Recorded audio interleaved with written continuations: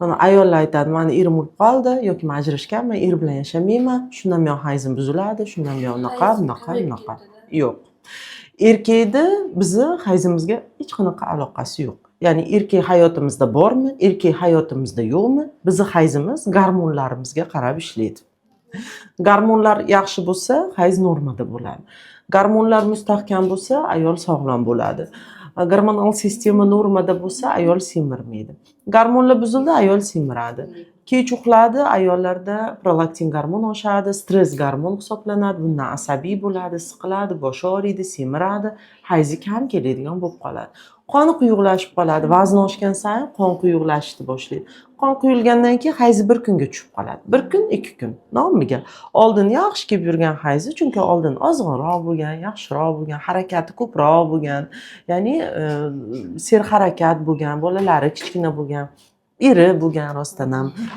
Chunki er bo'lgandan keyin xizmat qilish kerak erga, oilasiga, ko'proq harakatda bo'ladi. Hozir endi bir o'zi yashayapti, tashvishi действительно ko'p, balkim o'sha kechroq uxlashi mumkin, 12 dan keyin uxlaydigan bo'lsangiz, bunda o'sha stress gormoningiz doim baland bo'ladi, prolaktin.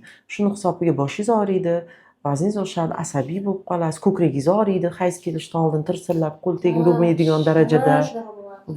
Mana shundan prolaktin gormonni balandligini belgisi bu.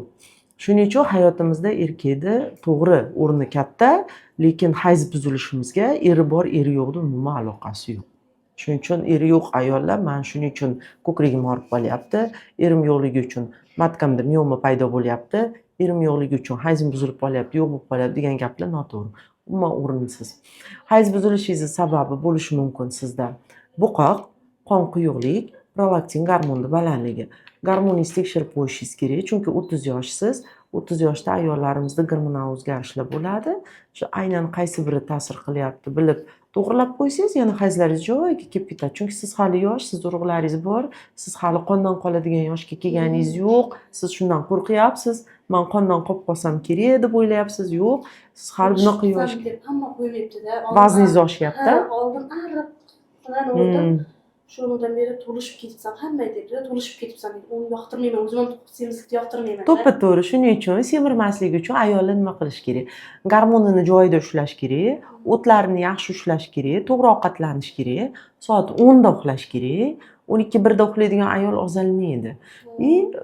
Umumiy qadam har kuni chiqib sport bilan shug'ullaning. Bir kunda bir mahal bo'lsa ham o'zingizga aktivnost berasizmi, sport bilan shug'ullanasizmi?